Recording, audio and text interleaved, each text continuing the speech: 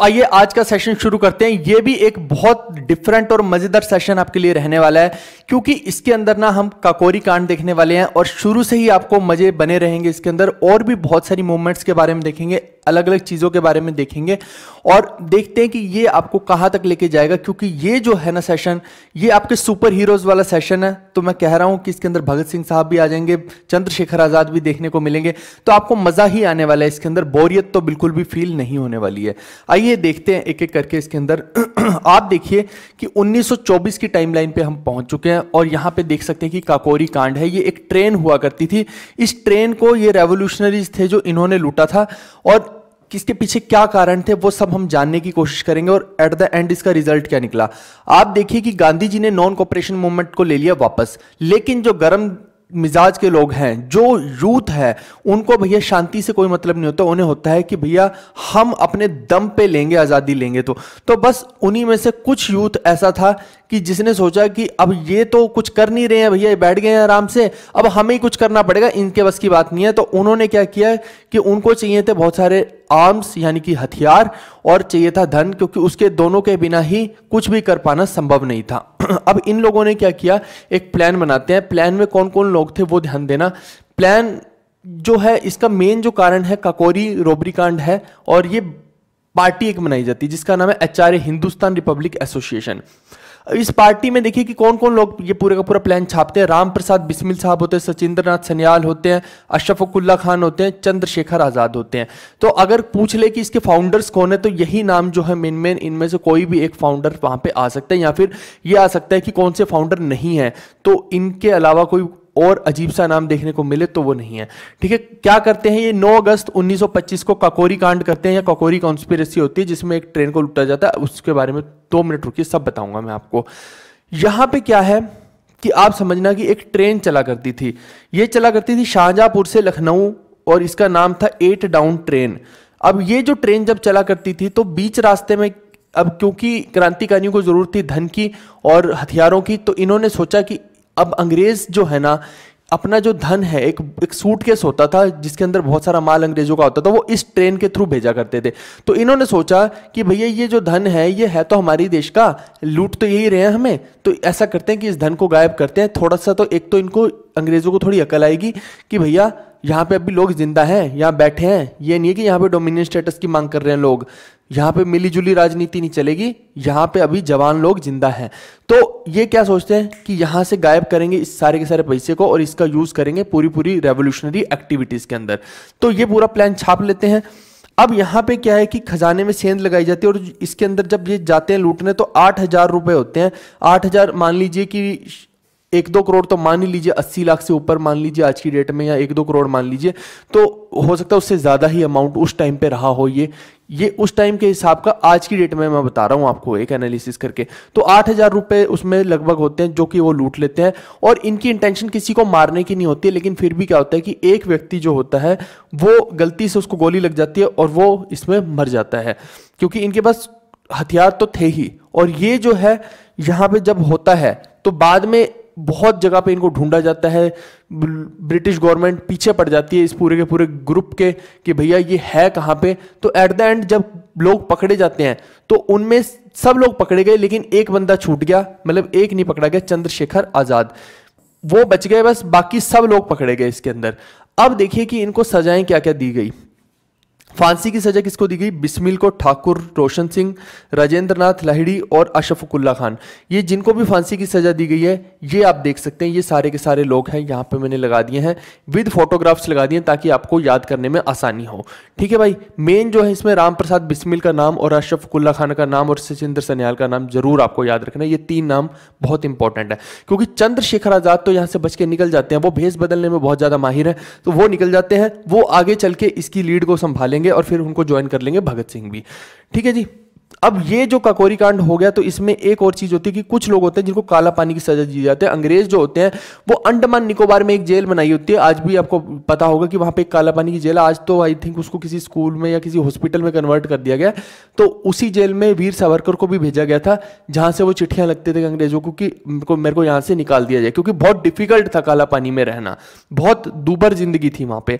तो वहां पे सचिंद्र सन्याल और सचिंद्र बख्शी, ये दो लोग थे जिनको काला पानी की सजा हुई। फिर जो बाकी के लोग थे उनमें से कईयों को 3 साल की, कईयों को 10 साल की, कईयों को 14 साल की, 3 से लेकर 14 साल की जेल हुई या कहीं की इम्प्रिजनमेंट हुई।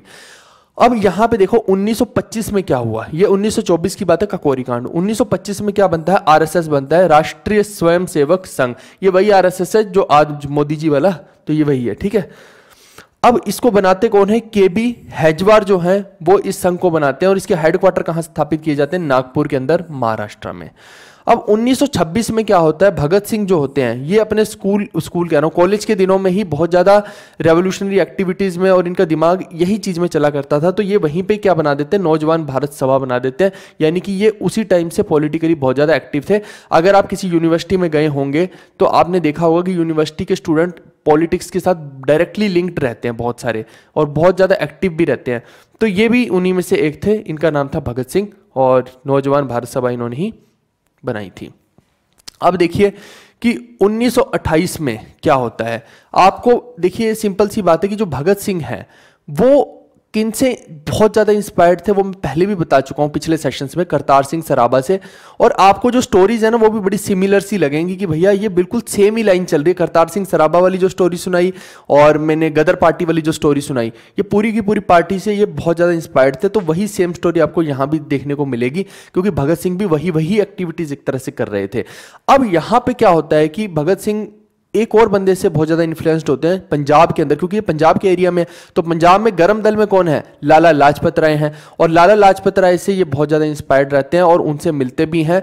तो उनके साथ बैठ के ये एक प्लानिंग करते हैं, और वो प्लानिंग किसको सप्रेस करने की होती है, साइमन कमीशन को, क्योंकि उस टाइम पे क्या होता है, भारत के अंदर 1928 में आ रहा होता है साइमन कमीशन। अब उसको अपोज करने के लिए ये आता है कॉन्स्टिट्यूशनल रिफॉर्म्स के लिए भारत के अंदर, लेकिन क्या है कि भारत के लोगों से कुछ नहीं पूछा जा रहा है, अपने हिसाब से ही सब कुछ करे जा रहे हैं। तो इसलिए इसको अपोज किया जाता है, इसको बिल्कुल भी भारतीयों के द्वारा वेलकम नहीं किया जाता है। अब यहां पे क्या होता है कि जो ओपोजिशन, मतलब अपोज करने के लिए पूरी की पूरी प्लानिंग जब करते हैं कांग्रेस के लीडर्स, तो यहां पे एक तरफ देखिए इसमें अलग अलग लीडर्स हैं, नेहरू जी भी पार्टिसिपेट कर रहे हैं, लाला लाजपत राय भी पार्टिसिपेट कर रहे हैं। तो जहां पे लाला लाजपत राय पंजाब वाली साइड में, वहां पे एक छोर पे लाला लाजपत राय है और दूसरे छोर पे भगत सिंह है, ठीक है। और ये बोलते हैं भगत सिंह को कि भैया ये नॉन वायलेंट रखनी है प्रोटेस्ट, इसके अंदर हमें वायलेंस बिल्कुल नहीं करनी, इस बात का भगत ध्यान रहे। तो यहां पे लेकिन क्या होता है कि एक ब्रिटिश आर्मी के अंदर ही ना ब्रिटिश पुलिस ऑफिसर होता है स्कॉट नाम का, तो उसको पता नहीं भैया क्या कीड़ा काटता है कि यहाँ पे तो सब साइलेंट प्रोटेस्ट कर रहे हैं, वो आके लाला जी के ऊपर लाठियां बरसानी शुरू कर देता है। लाला जी हाथ नहीं उठाते उसके ऊपर, और इतने में ये दूर से खड़े दूसरे छोर पे कौन देख रहा होता है, भगत सिंह, और उन लोगों को पुलिस ने उस तरफ रोका होता है, इस तरफ है लाला जी, भगत सिंह की बस नहीं चल रहा होता, लेकिन भगत सिंह सब देख रहे होते हैं, और एक के बाद दूसरी, दूसरी के बाद तीसरी, तीसरी के बाद चौथी, इतना बुरे तरह से लाठियों से प्रहार किया जाता है लाला जी के ऊपर कि इन खूनम खून हो जाते हैं ये। और बाद में जब इनको हॉस्पिटल वगैरह भी लेके जाया जाता है, घर पे भी लेके जाया जाता है, लेकिन ये बच नहीं पाते हैं और ये उन लाठियों का शिकार हो जाते हैं और मार्टियर हो जाते हैं 30 अक्टूबर 1928 को ही। अब जब ये चीज होती है तो इसके चश्मदीद गवाह कौन होते हैं, ध्यान देना, इसके चश्मदीद गवाह होते हैं भगत सिंह स्वयं। भगत सिंह ने ये सब अपनी आंखों से देखा होता है, ठीक है। लेकिन क्या है कि ये आप इसको इस एंगल से समझ लीजिए कि उस टाइम पे जैसे ब्रिटिश पुलिस ऑफिसर बहुत सारे हैं, तो उनको दूर से, इतनी दूर से ये समझ नहीं आ रहा होता कि ये ब्रिटिश पुलिस ऑफिसर है कौन। तो वो बट अपने लोगों से पता लगवाते हैं, जैसे भी खुफिया एजेंसियों से जो भी इनकी होती है रेवोल्यूशनरी एजेंसीज, उनसे पता लगवाते हैं कि भैया पता करो कि ये कौन आदमी है। तो एंड में जाके पता लगता है कि ये स्कॉट नाम का एक पुलिस ऑफिसर है। अब इसी स्कॉट को बाद में मारने के लिए क्या रची जाएगी, लाहौर कॉन्स्पिरेसी रची जाएगी, क्योंकि भगत सिंह वहीं पे खड़े होकर ये प्रण कर लेते हैं कि ये जो आदमी है ना स्कॉट, इसको मैं जिंदा नहीं छोड़ूंगा, चाहे कुछ भी हो जाए, इसको ठोक डालेंगे। इसने जो आज हमारे सामने किया लाला जी का हाल, ये अब जिंदा नहीं बचेगा। इतना तो सिंपल है, आपके भी सुन के रोंगटे खड़े होंगे। जी हाँ, ये बातें ही कुछ ऐसी हैं, अभी तो बहुत मजा आने वाला है इस सेशन के अंदर, तो गूज बम्प्स आएंगे आपको, गूज बम्प्स। तो ये चीज यहीं से डिसाइड हो जाती है और यही आगे चल के क्या बनेगी, लाहौर कॉन्स्पिरेसी बनेगी। वहां पे पहुंचने से पहले हम बीच में एक और छोटी सी चीज पढ़ लेते हैं। अच्छा, इसी में ही नेहरू जी भी पार्टिसिपेट कर रहे होते हैं, वो अलग जगह से कर रहे होते हैं और उनको भी बहुत ज्यादा लाठियां पड़ती हैं। तो ऐसा नहीं है कि सिर्फ यही लोग कर रहे थे, नेहरू जी भी और भी बहुत सारे जो कांग्रेस के लीडर्स हैं इसमें पार्टिसिपेट कर रहे थे। अब एक और चीज देखते हैं, नेहरू रिपोर्ट। नेहरू रिपोर्ट में क्या होता है कि एक कमेटी बनाई जाती है जिसके अंदर की चेयरमैन होते हैं मोतीलाल नेहरू। ध्यान देना, ये नेहरू जी जो हम जवाहरलाल नेहरू की बात करते हैं उनके जो है पिताजी हैं मोतीलाल नेहरू। और ये कहते हैं कि भैया डोमिनियन स्टेटस, एडवोकेट करते हैं डोमिनियन स्टेटस को, नॉट कंप्लीट इंडिपेंडेंस को। मैंने क्या बोला कि कांग्रेस जो है वो बहुत ज्यादा इस चीज के लिए फोर्स कर रही थी कि हमें डोमिनियन स्टेटस मिल जाए। लेकिन अगर आप थोड़ा सा कांग्रेस के पर्सपेक्टिव से समझेंगे तो ऐसा भी हो सकता है कि जैसे अंग्रेजों ने दीमक की तरह भारत को खाया, तो ये भी अपने धीरे धीरे पैर पसार रही थी कांग्रेस, और अब धीरे धीरे ये डोमिनियन स्टेटस की मांग करने लग गई। अभी इंडिपेंडेंस की मांग नहीं कर रही थी, क्योंकि इन्हें पता था कि जैसे रेवोल्यूशनरीज का गवर्नमेंट हाल कर रही है, उनको फांसियों पर चढ़ा रही है, उनको जेलों में डाल रही है, अगर हम ऐसा करेंगे हम असभ्य हो जाएंगे, तो हमारे साथ भी ऐसा किया जाएगा, फिर भारत को बचाने वाला बचेगा कौन एट द एंड। तो सिंपल सी बात है कि ये लोग जो कर रहे थे इनका रहना भी बहुत जरूरी था और उन रेवोल्यूशनरीज का रहना भी बहुत जरूरी था। दोनों ने बैलेंस कर रखा था, एक अच्छे से पेल रहे थे और दूसरे लोग धीरे धीरे सुरंग खोद रहे थे आजादी की। तो इस तरह से दोनों का ही जो बैलेंस है इस वक्त बहुत जरूरी था, तभी भारत को आजादी मिली है। इस तरह से आप समझ सकते हैं इस चीज को, क्योंकि ये जो फ्रंट है ना ये अड़ा रहा अंत तक, और इनके ऊपर कोई ब्लेम नहीं था कोई वायलेंस का, तो गवर्नमेंट इनको फांसी पे तो चढ़ा नहीं सकती थी, और ज्यादा से ज्यादा क्या करेगी, जेल में डालेगी। जेल में जाके ये फिर रेवोल्यूशनरी एक्टिविटीज किया करते थे, कुछ ना कुछ ऐसा किया करते थे, जेल में भी इंसाइटेशन हो जाती है कैदियों के बीच में। तो इस वजह से क्या है कि इनका भी बहुत ज्यादा वर्चस्व था और इनका रहना बेहद जरूरी था भारत के लिए। तो ये डोमिनियन स्टेटस की मांग करते हैं, कंप्लीट इंडिपेंडेंस की नहीं करते हैं। ये एक फिर से जो है दिल दुखाने वाली चीज हो जाती है रेवोल्यूशनरीज का। रेवोल्यूशनरीज देखिए, जो रेवोल्यूशनरी किसको कह रहा हूं मैं, एक्सट्रीम जो लोग हैं ना, जो गरम लोग हैं, गरम दल वाले लोग हैं, वो अब उनको देखिए कि कोई भी बहुत ज्यादा डायरेक्ट करने वाला नहीं है। लाला लाजपत राय जी वैसे ही नहीं रहे और बाल गंगाधर तिलक जी भी नहीं रहे, बिपिन चंद्र पाल वैसे ही संन्यास ले चुके हैं। तो अब देखिए कि ये एकदम खुले सांड की तरह, इनको यही नहीं पता भाई कि करना क्या है। इनको डायरेक्ट करने के लिए कोई भी व्यक्ति नहीं है इस वक्त, यानी कि कोई ऐसी टॉप पोजीशन वाला व्यक्ति इस वक्त गरम दल के अंदर नहीं है। और जो मॉडरेट्स थे वो वैसे भी चाहते ही थे कि गरम दल जो है ओवर हो जाए, खत्म हो जाए, क्योंकि आपको मालूम है कि कितने ज्यादा कॉन्फ्लिक्ट्स रहे हैं। तो इस वजह से इनको लगता था कि हमारा काम ही खराब हो रहा है। तो ये भी एक फैक्ट था। लेकिन अब क्या है कि यहां पे अभी एक आदमी और था गरम दल के अंदर, वो थे चंद्रशेखर आजाद। वो तो अभी भी बच के निकले हुए थे। और ये जो है ये HSRA जो है हिंदुस्तान सोशलिस्ट रिपब्लिकन पार्टी की स्थापना कर डालते हैं। वो HRA थी हिंदुस्तान रिपब्लिकन एसोसिएशन, ये HSRA है हिंदुस्तान सोशलिस्ट रिपब्लिकन पार्टी। ये चंद्रशेखर आजाद इसको लॉन्च करते हैं और वेन्यू रखते हैं फिरोज शाह कोटला दिल्ली के अंदर। मोटो होता है इसका लाहौर कॉन्स्पिरेसी। लाहौर कॉन्स्पिरेसी बोले तो वही स्कॉट का ठा ठा करना। अब ये जब पता लगता है भगत सिंह को, तो भगत सिंह अपने आप को रोक नहीं पाते हैं और वो भी आके इनको ज्वाइन करने के लिए तैयार हो जाते हैं। लेकिन शुरू में ये नहीं चाहते थे मतलब चंद्रशेखर आजाद कि भगत सिंह इस पार्टी को ज्वाइन करें, क्योंकि उन्हें लगता था कि ये बहुत ज़्यादा यंग है, 22-23 साल के लड़के हैं, तो इनकी अभी देश को ज़रूरत है और इनकी समझ भी वैसी है, एक्टिविस्ट वाली है। तो वो चाहते थे भगत सिंह को एक तरह से फ्यूचर के लिए रखना चाहते थे, एक तरह से ये समझ लीजिए कि फ्यूचर का एक नेता देखते थे। वो नहीं चाहते थे कि इन एक्टिविटीज में भगत सिंह इन्वॉल्व हो, और कल को उन्हें अपना अंजाम तो पता ही था कि भैया हमेशा एक गोली एक्स्ट्रा जेब में लेकर घूमते थे कि भैया अंग्रेजों की गोली से हम मरेंगे नहीं, हम अपनी ही गोली से मरेंगे। सिंपल सी बात थी उनकी। तो वो नहीं चाहते थे कि भगत सिंह के साथ अभी ऐसी कोई चीज हो, क्योंकि फ्यूचर में भी कोई व्यक्ति चाहिए है जो संभालने के लिए चाहिए है। और आप देखेंगे धीरे धीरे सारा गरम दल तो वैसे ही खत्म हो जाएगा, सिर्फ मॉडरेट्स ही बचेंगे एंड तक। अगर आप सोचिए कि ये होते ये लोग अभी भी जिंदा, तो आप समझ रहे हो कि क्या अलग ही लेवल चल रहा होता अभी। तो ये भी एक फैक्ट है। अच्छा, यहाँ पे इनका एक और खास बात हुआ करती थी चंद्रशेखर आजाद की, कि ये इंटरव्यू लेके बहुत बढ़िया से लोगों का निकल जाया करते थे और वो लोग बोलते थे कि हमें चंद्रशेखर आजाद से मिलना है, लेकिन ये डायरेक्ट नहीं मिलते थे। और आप देखिए कि बाद में उन्हें पता लगता था कि अच्छा इंटरव्यू लेने वाला ही चंद्रशेखर आजाद था, यानी कि ये मिल के सब काम करके निकल लिया करते थे। बाद में पता लगता था कि अच्छा हम तो मिल लिए इनसे। ये ऐसा भी हुआ करता था इनके साथ। तो ये जो है लाहौर कॉन्स्पिरेसी रची जाती है। अब हम देखते हैं कि लाहौर कॉन्स्पिरेसी थी क्या। आप देखना इसके अंदर कि ये 3 लोग थे मेनली जो इस पूरी घटना को अंजाम देते हैं। भगत सिंह, राजगुरु, सुखदेव, ये तीनों लोग हैं और इनके साथ इनके गुरु कौन है इस वक्त, चंद्रशेखर आजाद है जो मेन लीड में है। अब क्या होता है कि ये पूरा का पूरा इनमें से जैसे एक का काम हो गया कि वो बताएगा कि हाँ यही वाला जो बंदा है यही स्कॉट है, ठीक है। मान लीजिए कि ये पर्सन बताएंगे, राजगुरु बताएंगे कि ऐसे यही स्कॉट है, या सुखदेव बताएंगे कि यही स्कॉट है, और बाकी के जो दो लोग हैं वो ठाठा करेंगे उसको इस तरह से, या फिर ये कहिए कि एक जना देखता रहेगा कि भैया कोई हमें देख तो नहीं रहा। इस तरह से पूरी प्लानिंग की गई। अब भगत सिंह जो है अपनी गन उठाते हैं और यहां पे क्या होता है कि ये गलती से ना जेपी सॉन्डर्स को, जेपी सॉन्डर्स एक पुलिस ऑफिसर थे, एक तरह से एसपी मान लीजिए, वहां पे सुपरिटेंडेंट थे, तो गलती से इनको लगता है कि यही स्कॉट है और ये एकदम से भगत सिंह को इशारा कर देते हैं कि यही है स्कॉट, और भगत सिंह जो है वो गोली मार देते हैं जेपी सॉन्डर्स को। अब ये गोली जो लगती है, देखिए कि मारनी थी स्कॉट को लेकिन लगी सॉन्डर्स को, बट मर्डर तो मर्डर माना जाएगा और इसी चक्कर में बाद में भगत सिंह, राजगुरु और सुखदेव को घेरा भी जाएगा। तो यहां पे इन्होंने लाहौर कॉन्स्पिरेसी को अंजाम दिया, लेकिन जिसको मारना था उसको नहीं मार पाए। सिंपल सी बात ये है, ठीक है भाई। अब इसके आगे देखते हैं कांग्रेस क्या कर रही है। इन्हीं लोगों की एक तरह से आइडियोलॉजी से, स्पेशली भगत सिंह की आइडियोलॉजी से इंस्पायर होकर या गदर पार्टी की आइडियोलॉजी से इंस्पायर होकर नेहरू जी ना भरी सभा में कांग्रेस के सेशन में एक प्रस्ताव पारित कर देते हैं पूर्ण स्वराज का। आप देखिए अभी तक डोमिनियन स्टेटस मांगा जा रहा था, हमें ये चाहिए हमें वो चाहिए, लेकिन अब जो है ना एक चीज की मांग कड़क होने लगी थी। 1929 के अंदर लाहौर सेशन होता है, वहां पे खड़े होके नेहरू जी, ये देखिए ये नेहरू जी खड़े हैं, यहां पे ये खड़े होके यहां पे डिमांड कर देते हैं पूर्ण स्वराज की, कि भैया आज से इंडियन नेशनल कांग्रेस का एक ही मोटो है और वो है पूर्ण स्वराज।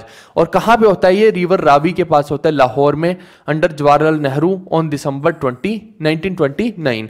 अब जब ये ऐसा डिसाइड करते हैं तो आप देखिए कि इसमें क्या होता है कि ये डिसाइड कर लेते हैं यहां पे कि हम जो अभी अपकमिंग राउंड टेबल कॉन्फ्रेंस होने वाली है 1930 में, फर्स्ट राउंड टेबल कॉन्फ्रेंस जिसके अंदर कॉन्स्टिट्यूशन को डिसाइड किया जाएगा, हम उसको बॉयकॉट करेंगे, नहीं जाएगा कोई कांग्रेस का बंदा। ऐसे ही एक और चीज ये करते हैं, न्यूली अडॉप्टेड एक ट्राई कलर का फ्लैग है जिसको तिरंगा झंडा आप बोलते हैं, वो अनफर्ल्ड ऑन 31 दिसंबर 1929 को। तो यानी कि आप देखिए कि ब्रिटिश राज चल रहा है लेकिन वहां पे ये तिरंगा झंडा फहरा रहे हैं 31 दिसंबर 1929 को, समझना इस चीज को। और ये बोलते हैं कि 26 जनवरी 1930 को भारत का पहला इंडिपेंडेंस डे घोषित किया जाएगा। ध्यान देना, पहला इंडिपेंडेंस डे घोषित किया जाएगा। इसी वजह से क्या होता है, यही हम आगे चल के जब देखेंगे कि जो हमारा भारत का कॉन्स्टिट्यूशन है वो तो नवंबर के आसपास ही बन गया था, लेकिन उसको लॉन्च कब किया गया? 26 जनवरी को किया गया, क्योंकि नेहरू जी वहां पे अड़ जाते हैं, बोलते हैं कि भैया मैंने पूर्ण स्वराज की जो डिमांड रखी थी वो रखी थी 1929 के अंदर, और उस टाइम पे हमने जो इंडिपेंडेंस डे है वो डिसाइड किया था 26 जनवरी 1930 का। ये इंडिपेंडेंस डे है, लेकिन अब इंडिपेंडेंस डे तो देखिए 15 अगस्त को हो चुका है। तो अब क्या इन्होंने सोचा, उस टाइम की बात कर रहा हूं, कॉन्स्टिट्यूशन जब बन रहा था भारत का, बी आर अम्बेडकर साहब और बाकी के लोग जो पूरी कमेटी बना रही थी, मैं थोड़ा सा आगे लेके जा रहा हूं आपको, ठीक है, वापस से आएंगे पीछे। तो वहां पे नेहरू जी जाके क्या बोलते हैं उस टाइम पे कि हम बेशक से कॉन्स्टिट्यूशन फ्रेम हो चुका है लेकिन इसको लागू जो करेंगे ना 26 जनवरी को करेंगे, और इसी वजह से वो जो कॉन्स्टिट्यूशन 26 जनवरी 1950 को लागू हुआ था हमारा, जो कि पहले ही नवंबर के अंदर ही बन चुका था 1949 में, तो इस वजह से इन्होंने ये अड़े कि मैंने पूर्ण स्वराज की मांग जो की थी वो इस टाइम पे की थी, इस वजह से ये सारे का सारा खेल हुआ। इन नटशेल बात ये, तो यानी कि उसको बाद में रिपब्लिक डे मनाना शुरू कर दिया गया। इंडिपेंडेंस डे नहीं था वो 15 अगस्त को ही मनाया जाएगा, क्योंकि वो तो एंड में देखा जाएगा ना अंग्रेज आजाद कब कर रहे हैं, इंडिपेंडेंस डे तो उसी को बोला जाएगा। तो ये पूरी की पूरी कहानी थी, ठीक है भाई।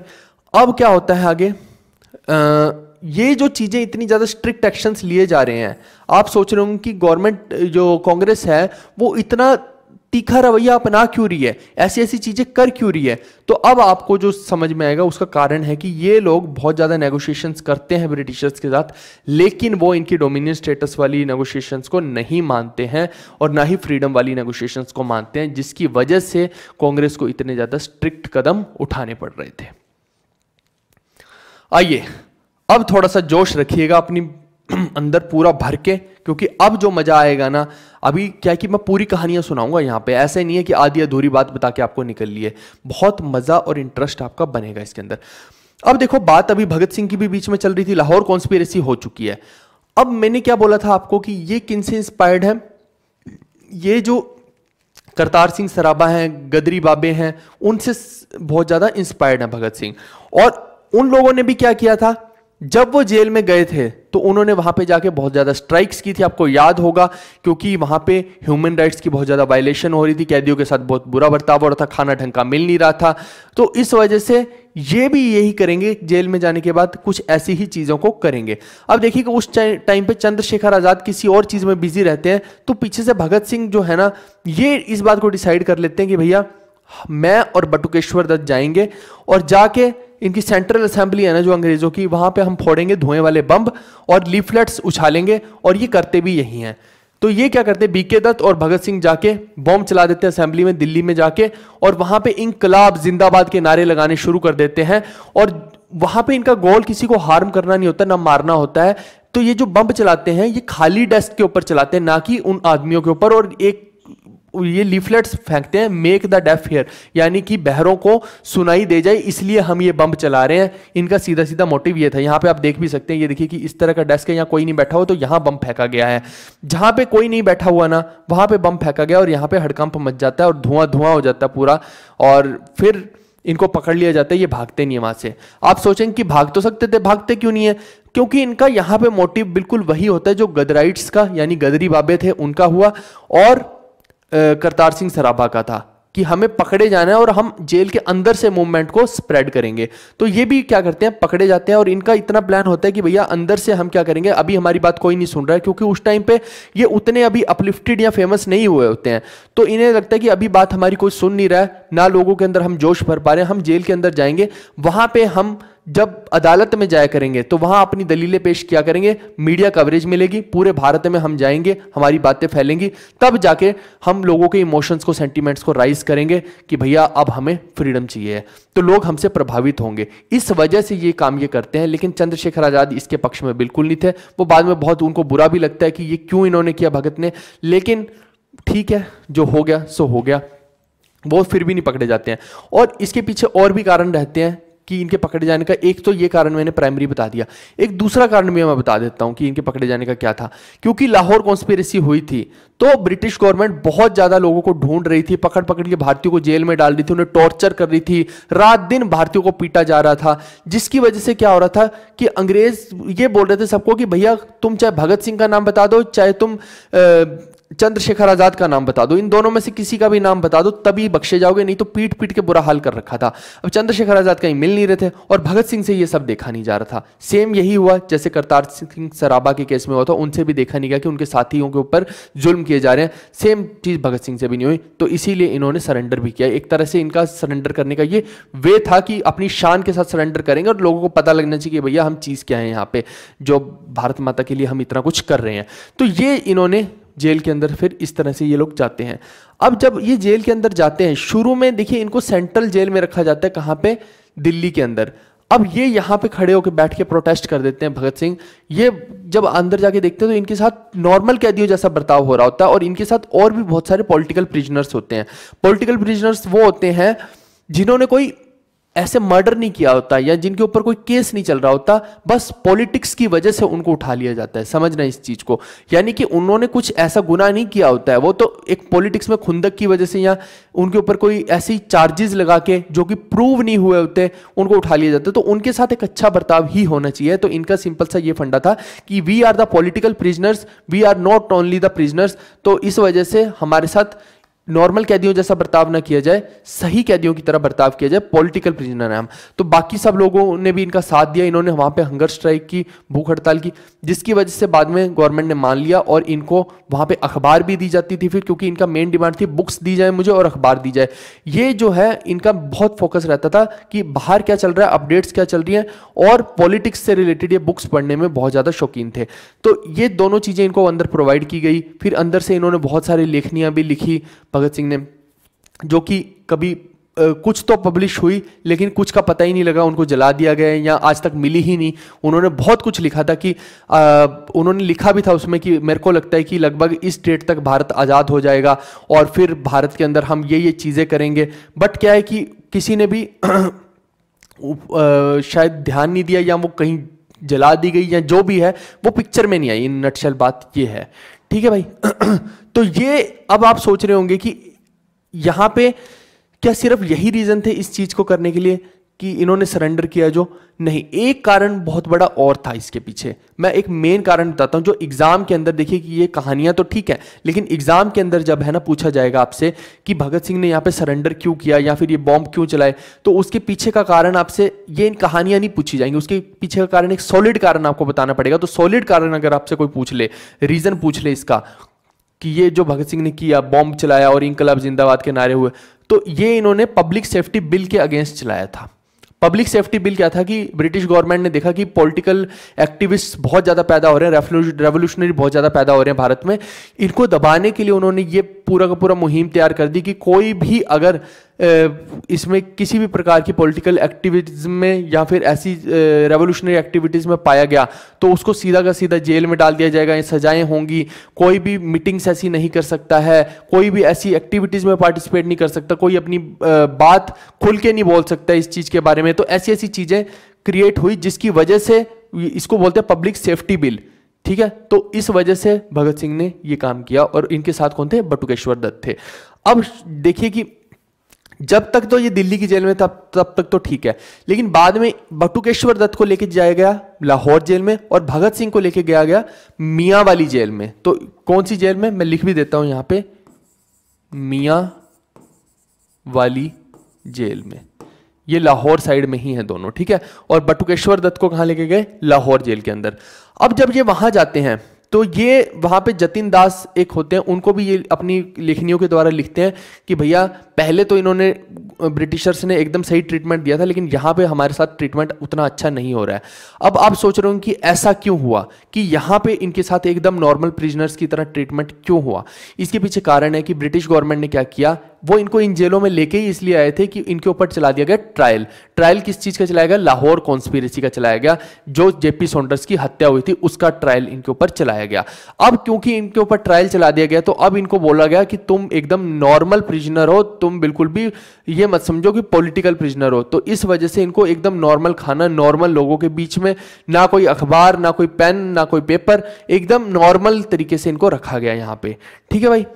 अब यहाँ पे देखिए कि बहुत सारे लोगों की हालत अंदर कैदियों की बहुत ज़्यादा खस्ता थी, उनके साथ बहुत ज़्यादा डिस्क्रिमिनेशन हो रहा था, ना खाने को ढंग से मिल रहा था, बहुत ज़्यादा परेशान थे कैदी, कोई बीमार है तो उसको नहीं देखा जा रहा है, बहुत दिक्कतों में थे यहाँ पे लोग।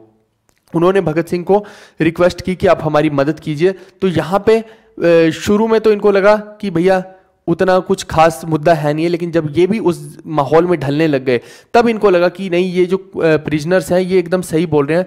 तो फिर इन्होंने सोचा कि ठीक है, मैं करूंगा हंगर स्ट्राइक। अब आप देखिए कि आपके रोंगटे ये सुन के केवल खड़े हो जाएंगे कि इन्होंने हंगर स्ट्राइक की, एक बहुत लंबी हंगर स्ट्राइक की, 116 दिन की, 116 दिन की। आपको मैं भूख हड़ताल बोल दूं ना, आप 116 मिनट नहीं रख पाओगे, ये तो भाई 116 दिन की कर दी। हर 10 मिनट में तो आपको भूख लग जाती है कि आप चाहे एक बिस्किट ही खा लें, ऐसा हाल हो जाता है। लेकिन इनका देखिए जिगरे, देखिए ऐसे लोगों के, मैं तो कहता हूं कमाल के लोग थे यार कि 116 दिन ये लोग कैसे भूखे रह लिए। बट इसमें ये हंगर स्ट्राइक थी, ध्यान देना। कुछ लोग ना ये साइंटिफिक क्वेश्चंस खड़े कर देते हैं कि ये तो पॉसिबल ही नहीं है जी, 116 दिन तक कोई भूखा कैसे रह लेगा। भैया ध्यान देना, ये लोग लिक्विड को मना नहीं कर रहे थे यहाँ पे, ये भूख हड़ताल पे थे। यानी कि ये जो खाना है ना, खाने में कुछ नहीं खाएंगे, दांतों से चबा के जो खाना होता है, लेकिन पानी वगैरह तो ये पिएंगे नहीं, तो अदरवाइज तो इंसान वैसे भी मर जाएगा। तो बट आप समझिए ना कि ऐसा तो रियलिटी में ऐसा नहीं होता मेरे दोस्त। रियलिटी में तो आप, अगर आपको पानी पे भी मैं छोड़ दूं तब भी आप बहुत दिनों तक जिंदा नहीं रह पाओगे, मर जाओगे जीवन में। तो ऐसा हाल हो जाएगा। तो इन्होंने ये जो है बहुत जबरदस्त स्ट्राइक की। अब जब इनको ट्रायल के लिए बुलाया गया, ट्रायल के लिए बुलाया गया तो इनको लाहौर के आसपास बुलाया गया, वहां पे कोर्ट के अंदर। वहां पे बटुकेश्वर दत्त को भी बुलाया गया, वहां पे जतिन दास जी भी आए क्योंकि वो भी लाहौर कॉन्स्पिरेसी में ही थे। तो इनको अलग अलग जगह पे रखा हुआ था। तो वहां पे भगत सिंह को स्ट्रेचर पे लेके गया था। ऐसा नहीं है कि ये बिल्कुल हट्टे कट्टे चल रहे थे, स्ट्रेचर पे गए थे भाई मेरे, स्ट्रेचर पे वहां पे। और वहां पे ही बाकी लोगों को पता लगा, वहां पे फोन नहीं होते थे भैया कोई, ये नहीं कि फोन करके बता दिया कि भाई मैं तो इधर हंगर स्ट्राइक कर रहा हूं। वहां पे जाके जतिन दास को पता लगता है कि भाई भगत सिंह का तो इतना बुरा हाल हो गया, ये तो यहाँ पे हंगर स्ट्राइक कर रहे हैं। उधर बटुकेश्वर दत्त को पता लगता है, तो बाकी सब लोग भी तुरंत इनको ज्वाइन कर लेते हैं कि भैया हम भी अपनी अपनी जेलों में क्या करेंगे, हंगर स्ट्राइक करेंगे। अब समझे आप इस चीज को? और जब भी इनको अदालत में लेके जाया जाता था जिस भी सुनवाई के लिए, वहां पे ये बहुत खुले वे से जवाब देते थे। ये तो हंगर स्ट्राइक की बात होगी, लेकिन इसके अलावा किसी टाइम में जब भी इनको लेके जाया जाता था अदालत में, तो ये इतने ज्यादा सीधे सीधे विचार पेश किया करते थे वहां पे कि जज के भी रोंगटे खड़े हो जाया करते थे। और वहां पे जो मीडिया था ना वो इनको कैप्चर किया करता था और इनकी जो बातें हैं ना पूरे देश तक जाया करती थी। और ये जो हंगर स्ट्राइक वाली बात है ये इसने बहुत तूल पकड़ लिया पूरे के पूरे देश में। यहां पे इतना ज्यादा ये इस चीज के लिए फेमस हो गई कि भैया वहां जेल के अंदर, मियां वाली जेल में, कोई बहुत जबरदस्त बंदा है जिसने 116 दिन तक हंगर स्ट्राइक कर रखी है। तो यहां पे जो आपके मोहम्मद अली जिन्ना साहब हैं, उन्होंने भी इनको बहुत सपोर्ट किया। उन्होंने बोला कि हमारे जो देश के पॉलिटिकल एक्टिविस्ट हैं वो इतना भूख हड़ताल पे है, ब्रिटिशर्स को ये बात सोचनी चाहिए कि अगर इनको 4 दिन भूखा रखा जाए ना ब्रिटिशर्स को, तब इनको समझ में आएगा कि भूख हड़ताल होती क्या है। यानी कि जो मुस्लिम वाले लोग हैं वो भी इन लोगों को सपोर्ट कर रहे थे कितनी ज्यादा। तो आप समझ सकते हैं कि कितना ज्यादा वाइड स्प्रेड हो गए थे ये लोग। और उन्होंने बहुत लताड़ा भी, और एट द एंड क्या हुआ, जो इनके साथ हुआ, इनको फांसी भी दी गई इलीगल तरीके से। उसके लिए भी मोहम्मद अली जिन्ना ने बहुत ज्यादा सीधा सीधा लिखा कि ये सीधा सीधा जस्टिस की हानि है और कुछ नहीं है। ठीक है भाई, तो ये पूरी की पूरी स्टोरी थी भगत सिंह की यहां पे जेल के अंदर, जिससे कि ये बहुत ज्यादा एक्टिविज्म इनका क्रिएट होता है। और यहां पे जेल में रह के ये बहुत सारे लोगों के बारे में जब पढ़ते हैं, इससे पहले पढ़ते हैं जब, अभी तो यहाँ पे कुछ नहीं दिया जा रहा है, तो इनकी जो सोच है ना वो भी एकदम से डिफरेंट होती है। इनको ये समझ आता है कि बहुत ज़्यादा, ये ऐसा नहीं था कि बहुत ज़्यादा वायलेंट थे, इनको समझ आ गया कि वायलेंस करने से कुछ नहीं होगा। और इन्होंने अपनी एक बुक लिखी है, उसके अंदर भी इन्होंने बताया कि मैं एथीस्ट क्यों हूँ। ठीक है भाई, तो अब कैसे फांसी दी जाती है वो तो हम आगे पढ़ेंगे। लेकिन क्या होता है कि जब इनको देख के जतिन दास जी भी रखते हैं हंगर स्ट्राइक, तो अब वहां पे एक और रोंगटे खड़े करने वाली चीज आपके सामने आएगी। जतिन दास जो है इनको भी लाहौर कॉन्स्पिरेसी के केस में ही पकड़ा जाता है और इनको कहां पे इंप्रिजन किया जाता है, लाहौर जेल के अंदर किया जाता है। अब देखिए कि क्या होता है, ये भी हंगर स्ट्राइक करते हैं। और ये जो हंगर स्ट्राइक करते हैं ना, ये बोलते हैं कि मैं लिक्विड डाइट भी नहीं लूंगा, मैं पानी भी नहीं पीऊंगा बिल्कुल भी। ये ऐसी खतरनाक हंगर स्ट्राइक करते हैं। और ये कितने दिन तक कर लेते हैं, ये 63 दिन तक भाई बिल्कुल भूखे रहते हैं, एकदम hunger strike, complete hunger strike जिसको बोलते हैं। और इनके साथ बाकी के लोगों को भी हंगर स्ट्राइक करवाई जाती है।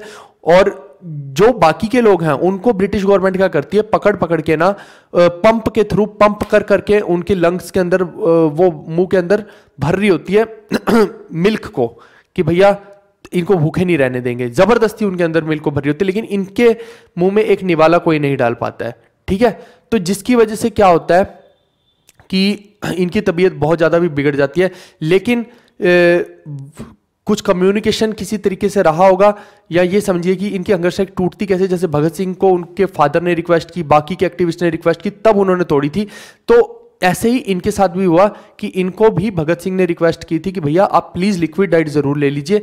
तो ऐसे करके बहुत सारे और रेवोल्यूशनरीज ने बोला, तब जाके इन्होंने लिक्विड डाइट ली थी। लेकिन ये बाद में नाराज भी हुए कि मुझे आप लोगों को ऐसे फोर्स नहीं करना चाहिए था। लेकिन फिर भी कमाल के व्यक्ति थे, देखिए आपकी। और इसी वजह से देखिए कि बाद में 13 सितंबर को ही 1929 को ही इनकी डेथ भी हो जाती है। तो इनकी जो डेथ होती है ये बहुत बड़ा शौक होता है नेशन के लिए। जतिन दास, इनको जतिन दास भी या जितेंद्र नाथ दास भी बोला जाता है। तो जिससे कि पूरे के पूरे देश में रोष हो जाता है, लोग इनको होमेज देने के लिए अपने घरों से बाहर आ जाते हैं। ठीक है, तो ये भी एक बहुत बड़ा कमाल के व्यक्ति रहे हैं। अच्छा, ये जो भगत सिंह के केस में या इन सब के केस में जो हो रहा है ना कि इनको सजाएं दी गई हैं, उसमें क्या होता है कि इनको गवर्नमेंट को कोई भी ऐसा व्यक्ति नहीं मिल रहा होता कि जो इनके खिलाफ गवाही दे दे। तो एक फेक सबूत, एक फेक व्यक्ति को तैयार किया जाता है, जो एक प्रिजनर ही होता है। उसको बस ये बोल दिया जाता है कि भैया तुम ये बोल दो कि हाँ तुमने ये काम करते हुए भगत सिंह को देखा, गोली चलाते हुए देखा। और वो बंदा बोल देता है कि हाँ मैंने देखा है। और उसका नाम कहीं भी हिस्ट्री में डाइवल्ज नहीं किया जाता है ब्रिटिशर्स के द्वारा। बस ये वो गवाही दे देता है, विटनेस दे देता है आके कोर्ट के अंदर, और जिसकी वजह से भगत सिंह को फिर फांसी की सजा सुनाई जाती है। तो ये पूरी का पूरा था भगत सिंह और जतिंद्र नाथ दास के बारे में। ठीक है भाई, तो यहाँ पे इस सेशन को हम करेंगे वाइंड अप। आई होप कि इसमें आपको मजे आए होंगे, सुन के रोंगटे खड़े हुए होंगे और एक गूज बम्प जरूर आए होंगे। तो आई होप कि आपने बहुत कुछ सीखा भी होगा। एक एक चीज़ मैंने इसके अंदर कवर करने की कोशिश की है, और कहानी में भी कहीं आपको ऐसा नहीं है कि ब्रेक लगा होगा, पूरी कहानी भी सही तरीके से समझाने की कोशिश की है। अब आपको शायद हिस्ट्री ज़्यादा क्लैरिटी से समझ आ रही होगी। चलिए हम मिलते हैं नेक्स्ट सेशन में। अगले सेशन में हम सिविल डिसोबीडियंस मूवमेंट और बहुत सारी चीज़ें देखेंगे। Okay guys, bye bye.